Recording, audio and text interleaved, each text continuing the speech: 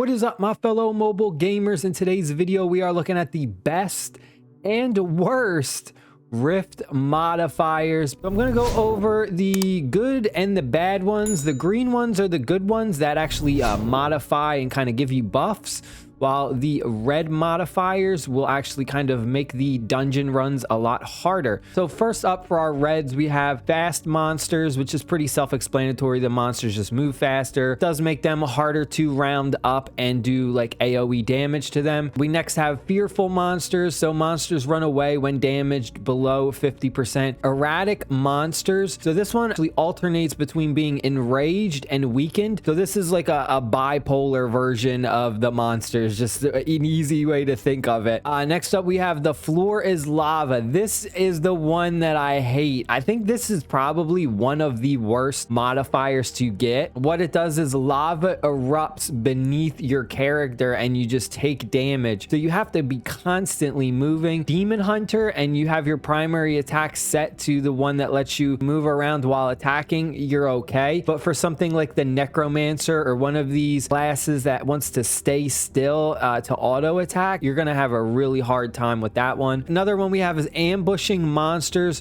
So monster attacks from behind always deal crit damage.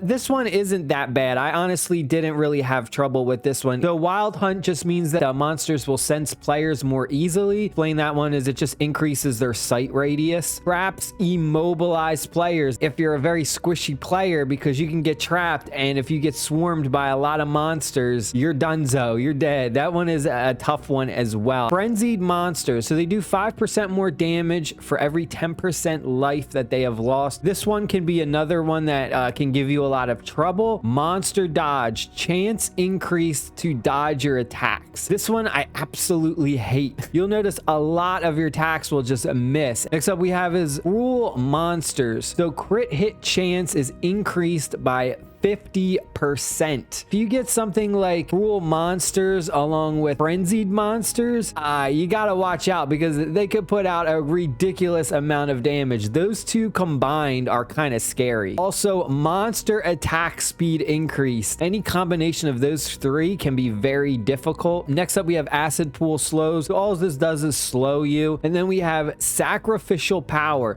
So this one is another one. This is probably, I would say, one of the worst, if not the worst, besides the floor is lava. So what happens is your skills have reduced cooldown, which sounds good, right? Oh, you can spam your skills. Now, when you activate a skill, you actually lose health. So it's like, yeah, it sucks. So if you're not careful, you can literally destroy yourself if you spam your skills too much, because your health bar just goes down every time you use a skill.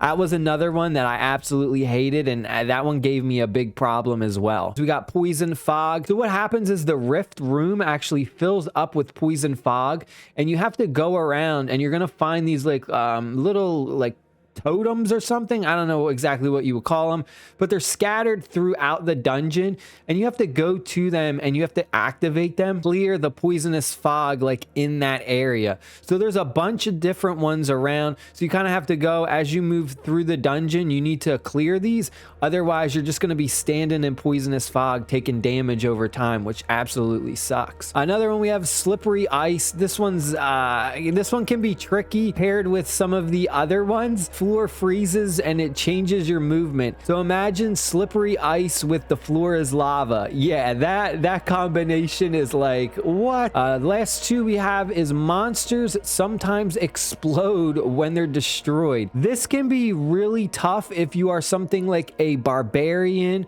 someone who's going to jump in the middle of all of the enemies, and you do your whirlwind. You know, you're going to be destroying a lot of them. They're going to start exploding. You can take a lot of damage. And then finally we have winds push players. This one, again, is just self-explanatory. You'll just see a wind that'll come by and it'll push you, and again, it just alters your movement, making it harder to move around the map. Can be annoying, not really difficult. Now let's take a look at some of the good modifiers, the buffs, the good ones that we absolutely love. So first up, we got players sometimes blind monsters. Very, very self-explanatory. Players periodically blind surrounding enemies. You don't have to do attack, just being near enemies. Sometimes they'll randomly get blinded.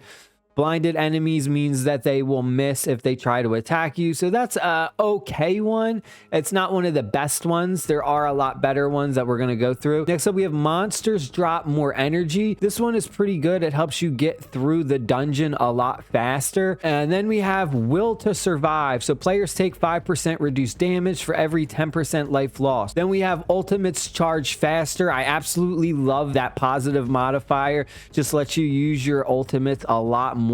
I think I used my ultimate ability like 5 or 6 times in just one dungeon run because it recharges ridiculously fast. Then we have player attack speed increased by 20%. This is in particularly very good if you're a class like the demon hunter or the barbarian, where you really strive on your primary attack. If you're the barbarian and you have the primary attack that increases your attack speed already, throwing that modifier on and getting an extra 20 attack speed is ridiculous for the barbarian. Then we have hit and run. So every 5 yards you move without stopping, you increase your skill damage by 10%. This is particularly good for classes like the barbarian, the monk, classes that strive in movement skills and can get around the map very fast. You'll get a huge buff to your skills if you just keep constantly moving. Then we have fast players, so it increases your move speed by 20%. So imagine if you're able to get fast players and hit and run, both those two modifiers in one dungeon, dude, you're gonna be a monster. You're gonna be running around the map like crazy, and it's just gonna buff your skill damage insane. Then we have Unleash Shockwave. This again is very self-explanatory. You have a chance to just trigger a shockwave. Nothing really special with that one. Definitely one of the weaker ones. Then we have player attacks called Chain Lightning. So this one's not bad. You get a little bit of some Chain Lightning, which is like some AoE damage. It's okay. It doesn't really help out as much as some of the other ones. Like I would honestly take the move speed over the Chain Lightning just because you really want to move fast through these dungeons. And then we have Pursuit of Victory. Every time you destroy an enemy, it grants you 30% move speed and attack speed for 2 seconds. This is another one that's absolutely amazing. Probably one of the best positive modifiers that you can roll. If you do happen to get it, man, you're gonna have a boatload of fun. And then finally, we got Players Inflict Holy Vengeance. So that one's not in particularly super duper strong, but it's all right. I tried to cover as many of the Rift modifiers as I could. I might have missed a few. This was from the beta. They may add or maybe take away some of these modifiers when global launch hits, so just keep that in mind. But I think this is a good overview to kind of get a good understanding of, all right, which modifiers I want to see, which ones are going to be good for my class, which ones are going to hurt me, just so you have a better understanding. Just having more knowledge before you jump into a game is always good. But I hope you guys and girls enjoyed the video. Stay happy, stay safe. Peace.